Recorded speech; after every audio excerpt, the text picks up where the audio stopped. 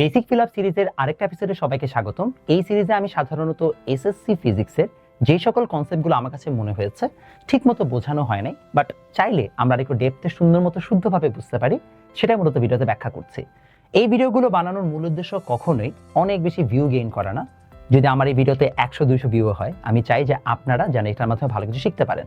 তাই আপনাদের কাছে একটা রিকোয়েস্ট থাকবে, যদি ভিডিওটা দেখে আপনার কাছে মনে হয় যে আপনি একটা ভালো কিছু শিখেছেন, তাহলে একটু অবশ্যই কমেন্টে জানাবেন যে ভাইয়া আপনার ভালো লেগেছে এবং সিরিজটা কন্টিনিউ করেন। আজকে আমরা এই ভিডিওতে পোটেনশিয়াল এনার্জি সম্পর্কে জানবো বা বিভব শক্তি সম্পর্কে জানবো এবং বিভব শক্তির অ্যাকচুয়াল সংজ্ঞা বা ডেফিনেশনগুলো ভালোভাবে বুঝবো। বিভব শক্তির অ্যাকচুয়াল ব্যাখ্যা হচ্ছে সংরক্ষণশীল বলের বিরুদ্ধে এজেন্ট কর্তৃক কৃত কাজ। সমস্যা হচ্ছে যখনই আমরা এই সংজ্ঞাটা বলি তখন মেজরিটি মানুষ আসলে বুঝে না যে এখানে কি ঘটলো। কারণ আমরা 9-10 ফিজিক্স বইয়ে পড়ে এসেছি কোনো বস্তুর আকার, আকৃতি বা অবস্থান পরিবর্তন করলে তার পূর্বের অবস্থায় ফিরে আসার জন্য যে শক্তি সঞ্চিত হয় তাকে আমরা বলছি বিভব শক্তি। বাট এই সংজ্ঞাটা অনেকগুলো অংশে ভুল। প্রথমত চিন্তা করো, আকার, আকৃতি, অবস্থান, আমি না হয় অভিকর্ষজ বিভব শক্তির কথাই ভাবছি যে আমি একটা কলমকে উপরে নিলাম, তাহলে তার অবস্থান পরিবর্তন হয়েছে, তার কারণে তার মধ্যে একটা শক্তি সঞ্চিত হয়েছে। আচ্ছা, তোমাকে আমি আরেকটা এক্সাম্পল দিই। মনে করো আমি কলমটাকে উপরে এখান থেকে এই জায়গায় নিচে নামিয়েছি। এখন এখান থেকে এখানে নামানোর পরে তার আদি অবস্থান থেকে শেষ অবস্থানে আসছে। আমি বলেছিলাম বিভব শক্তির বই অনুযায়ী সংজ্ঞাতে যে দিন শেষে আমি যদি কোনো একটা বস্তুর অবস্থানকে পরিবর্তন করি, তার মধ্যে যে শক্তি সঞ্চিত হয় সেটাই নাকি বিভব শক্তি। বাট আমি এখান থেকে এই জায়গায় আনলে তার মধ্যে তো শক্তি সঞ্চিত হলে সে কি ছেড়ে দিলে আবার উপরে যাবে না নিচে যাবে? দেখো, আমি এখান থেকে এখানে এনেছি, ছেড়ে দিলে সে উপরে যাচ্ছে না, সে নিচেই যাচ্ছে। এর মানে হচ্ছে দিন শেষে একটা বস্তুর অবস্থান পরিবর্তন করলে সে যে সবসময় পূর্বের অবস্থায় ফিরে যেতে যাবে, এটার কোনো ব্যাখ্যা আসলে এই জায়গায় নাই। এর মানে হচ্ছে যে প্রথমত এই কথাটা একটু ভুল। সেকেন্ডলি আরেকটা বড় সমস্যা আছে। যদি এটাই হয় যে কোনো বস্তুর অবস্থান পরিবর্তন করলে সে সবসময় আবার আগের অবস্থাতেই যেতে চায়, তাহলে চিন্তা করে দেখো, আমি মনে করি এই কলমটাকে এই স্ক্রিনের সাথে ঘষে আমি এই বরাবর নিলাম। এখন যদি আমি এই বরাবর কলমটাকে রেখে দিই, সে কি কখনো আবার এখানে ব্যাক করতে যাবে? কখনোই সে নিজে থেকে ব্যাক করতে যাবে না। এর মানে হচ্ছে সকল ক্ষেত্রে জাস্ট অবস্থান পরিবর্তন করলেই তার মধ্যে আবার আগের জায়গায় ফিরে আসার প্রবণতা তৈরি হয় না। তার মানে বিভব শক্তির সংজ্ঞায় মেজর দুটো মিস্টেক আছে। আমরা সেটাকে শুদ্ধভাবে এখানে ব্যাখ্যা করছি সংরক্ষণশীল বলের বিরুদ্ধে এজেন্ট কর্তৃক কৃত কাজ দ্বারা।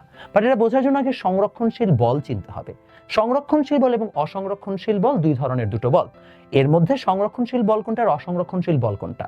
অ্যাকচুয়ালি সংরক্ষণশীল বলের সংজ্ঞা হচ্ছে যে বল দ্বারা কৃত কাজ আসলে পথের উপর নির্ভরশীল না, তাকে আমরা সংরক্ষণশীল বল বলি। বাট আসলে এই সংজ্ঞাটা দিলে অনেক মানুষ বুঝে না।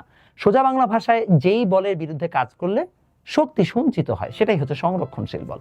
আমি তোমাদেরকে সহজভাবে বোঝানোর জন্য বলছি। আরেকটা ভাবে ব্যাখ্যা দেওয়া যায় যে মনে করো এখানে আমার একটা বস্তু আছে, যদি আমি বস্তুটাকে এখান থেকে এই জায়গায় নিই, তাহলে বিভব অভিকর্ষজ বলের বিরুদ্ধে এখানে কাজ হবে -mgh, আর উপর থেকে নিচে নামালে হবে +mgh। যদি আমরা এই দুটোকে যোগ করে দিই, তাহলে আমরা টোটাল পাবো যে আমাদের এই বস্তুটাকে এই এ থেকে বিতে নিয়ে আবার এতে আনতে ইন টোটাল সে আমাদের কাজ হয়ে যাবে 0। অর্থাৎ আমরা যদি কখনো সংরক্ষণশীল বল দ্বারা কৃতকাজ বের করি, তাহলে পুরো পথ ঘুরিয়ে আবার আগের অবস্থানে আনলে টোটাল কৃতকাজ 0-তে দাঁড়ায়। এটা সংরক্ষণশীল বলকে ম্যাথমেটিক্যালি সিগনিফাই করে। অসংরক্ষণশীল বল হচ্ছে মনে করো ঘর্ষণ বল বা ফ্রিকশন ফোর্স, যেখানে যদি আমি এই বরাবর ফোর্স দিই এবং বস্তুটা যদি এখান থেকে এখানে যায়, তাহলে বস্তুর সরণ এদিকে, ফ্রিকশন ফোর্স অপোজিট দিকে, অর্থাৎ আমার এখানে হবে -Fr/s। আবার যদি আমি এখান থেকে এদিকে নিয়ে আসি, তাহলে একই কাহিনী, এদিকে s, এদিকে -Fr, মানে এদিকে Fr, তাহলে আবার -Frs, অর্থাৎ এই জায়গায় আমাদের 2Frs এরকম উৎপন্ন হবে। এর মানে হচ্ছে আমাদের এখানে যে কাজটা হবে সেই কাজটুকু কোনো না কোনো একটা শক্তির ফরম্যাটে আসলে নষ্ট হয়ে যাবে, ওই শক্তিটা সে সঞ্চয় করে রাখতে পারবে না। অন দি আদার হ্যান্ড এখান থেকে এখানে নিলে তার মধ্যে একটা শক্তি সঞ্চিত হবে, সে আসলে দিন শেষে সেই শক্তিটাকে বা সেই এনার্জিটাকে খরচ করে আবার একটা কাজ করতে পারবে। এর মানে হচ্ছে সকল কাজের মাধ্যমেই শক্তি সঞ্চিত হয় না। শক্তি তখনই সঞ্চিত হয় যখন সংরক্ষণশীল বলের বিরুদ্ধে কাজ করা হয়। এই জন্য সংরক্ষণশীল বলটা বলা ইম্পর্টেন্ট। যেমন অভিকর্ষজ বলের কাজ সংরক্ষণশীল বল। এই কারণে আমরা বলি যে অভিকর্ষজ বলের বিরুদ্ধে কাজ করলে সেখানে অভিকর্ষজ বিভব শক্তি সঞ্চিত হয়। স্প্রিং এর মধ্যেও কিন্তু আমরা সঞ্চিত শক্তি দেখতে পাই, কারণ সেখানে শক্তি সঞ্চয় হচ্ছে। কিন্তু অন দি আদার হ্যান্ড আমরা ঘর্ষণ বলের সময় দেখতে পাই ও কোনো ধরনের শক্তি সঞ্চয় করতে পারছে না।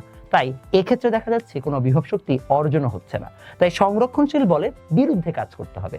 এখন আরেকটা কথা হচ্ছে এজেন্ট কর্তৃকৃত কাজ। এজেন্টকে, আমার হাত হচ্ছে এজেন্ট এই কেসে, কারণ দেখো আমি অভিকর্ষজ বল কোন দিকে, নিচের দিকে, আমি তার বিরুদ্ধে কাজ করেছি, তখন তার মধ্যে শক্তি সঞ্চিত হচ্ছে। প্রথম প্রশ্নে ব্যাক করি, যেটা দিয়ে আমাদের ভিডিও শুরু হয়েছিল, যে ভাই এখানে কলমটা আছে, এখান থেকে নিচে নামালে কেন কলমটা আবার আগের অবস্থায় যায় না? কারণ এদিক থেকে এদিকে আসলে আসলে আমরা অভিকর্ষজ বলের দিকে কাজ করছি। অভিকর্ষজ বলের দিকে যদি আমার এজেন্ট কাজ করে তাহলে আসলে শক্তি সঞ্চিত হওয়ার কথা না, অভিকর্ষজ বলের বিরুদ্ধে কাজ করে সঞ্চিত হওয়ার কথা। তাই এখানে আছে, এখান থেকে যখন এখানে নিলাম তখন আমরা অভিকর্ষজ বলের বিরুদ্ধে, এই যে এটা অভিকর্ষজ বল নিচে, তার বিরুদ্ধে কাজ করেছি, আমার হাত দ্বারা কাজ হয়েছে, এই কারণে তার মধ্যে একটা শক্তি সঞ্চিত হয়েছে। যে শক্তিটা সঞ্চিত হয়েছে সেটাই কি? বিভব শক্তি।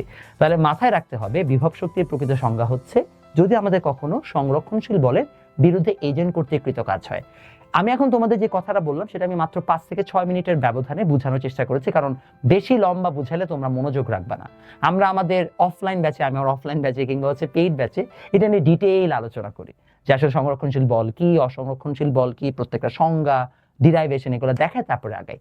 বলছি না যে তোমরা এসএসসি লেভেলে থাকলে এই জিনিসটা জানা তোমার আবশ্যকীয়, বাট তুমি যদি এই জিনিসটা জানো তাহলে তোমার অনেক ধরনের ম্যাথামেটিক্যাল কনসেপ্টও ক্লিয়ার হয়ে যাবে। তোমাকে আমি একটা এক্সাম্পল দিই। যেমন দেখো, যদি আমি এই অঙ্কটার কথা বলি, যে এখানে একটা বক্স আছে, এই বক্সটাকে আমি এখান থেকে এই জায়গায় নিয়েছি, যদি আমি বলি যে তার মধ্যে কতটুকু বিভব শক্তি সঞ্চিত হয়েছে, তখন তোমরা অনেকে কনফিউজ হয়ে যাও যে ভাইয়া এস না হয় এইটা 10 মিটার, তাহলে আমি কোনটাকে কি ধরবো? অনেকে মুখস্থ করে যে না, খালি হচ্ছে যে এস সাইন থিটা নিব। মুখস্থ করার কিছু নেই। দেখো আমি যদি এই বস্তুটাকে এখান থেকে এই জায়গায় নিই, চিন্তা করে দেখো এই বস্তুটাকে এই বরাবর নেওয়ার ক্ষেত্রে আসলে আমি ঘর্ষণের বিরুদ্ধে কাজ করেছি, আর উপরে যে গেছে সেটা হচ্ছে তার বিভব শক্তি অর্জিত হয়েছে, কারণ সেখানে সে অভিকর্ষজ বলের বিরুদ্ধে কাজ করেছে। অভিকর্ষজ বলের বিরুদ্ধে কাজ শব্দটা কি হয়? ভার্টিক্যালি আপওয়ার্ডস, অর্থাৎ এটা লম্ব বরাবর হয়। তাই আমরা যখন এই জায়গায় বিভব শক্তি কতটুকু সঞ্চিত হয়েছে সেটা বের করব, তখন আমাদের ভার্টিক্যালি আপওয়ার্ডস বা উল্লম্ব সরণটা নিতে হবে। আমরা জাস্ট ডানে বামে সরণ নিলে লাভ নেই, কারণ ডানে বামে তার বিভব শক্তি সঞ্চিত হয় নাই। তাহলে আমি যদি শুধুমাত্র উপরের অংশটুকু নিই তাহলে কি নিতে হবে? এখানে এস সাইন 30 ডিগ্রি। এই জন্যই যখন আমরা বিভব শক্তি বের করি তখন আমরা এরকম একটা সিনারিও থাকলে এস সাইন 30 ডিগ্রি নিই, বা জাস্ট আমরা সুন্দর মতো এই লম্বটাকে বের করে নিই, তারপরে তাকে এমজি দিয়ে গুণ করলে আমরা এমজিএইচ থেকে অর্জিত বিভব শক্তিটা পেয়ে যাই। এভাবে দেখো একটা কনসেপচুয়াল ক্ল্যারিটি কিভাবে তোমাকে ম্যাথের ক্ষেত্রে একটা ক্লিয়ার আইডিয়া দেয়। এতদিন তুমি যদি আগেই ম্যাথটা করে থাকো তাহলে তুমি জাস্ট মুখস্থ করছো যে এমনি এমনি হয়, বাট এখন তুমি অ্যাকচুয়ালি বুঝতে পারলা যে কেন আমাকে শুধুমাত্র লম্ব বরাবর নিতে হবে, কারণ লম্ব বরাবরই তার শুধুমাত্র বিভব শক্তি সঞ্চিত হয়েছে। রিয়েল লাইফ এক্সাম্পলও দেখতে পারো। এই যে কলম এখানে নিলাম, কলমটা কিন্তু এখান থেকে এই জায়গায় ব্যাক করবে না, ছেড়ে দিলে নিচের দিকে ব্যাক করে। এই কলম এখানে নিলাম, নিচের দিকে ব্যাক করলো, কারণ এখান থেকে এই জায়গায় যাই নেই না কেন আমার এক্স অক্ষ বরাবর ওর যে মুভমেন্টটা, তা সেখানে বিভব শক্তি অর্জন হয় নাই, কারণ আমি অভিকর্ষ বলের বিরুদ্ধে কাজ করি নাই। আমি অভিকর্ষ বলের বিরুদ্ধে কাজ করছি শুধুমাত্র কোথা থেকে? এই অংশটুকু। এই জন্য আমরা এতটুকু এইচ নিয়েছি। এই জন্য আমি সবসময় বলি কনসেপচুয়াল ক্ল্যারিটি ম্যাথের ক্ল্যারিটি দিবে। যত কনসেপচুয়ালি সাউন্ড হবা তত তুমি বেটার করবা। তোমাদের যদি ভিডিওটা ভালো লেগে থাকে আমাকে কমেন্টে অবশ্যই জানাও, এনকারেজ করো, তাহলে আমি এই সিরিজটা কন্টিনিউ করবো। দেখা হবে নেক্সট ভিডিওতে।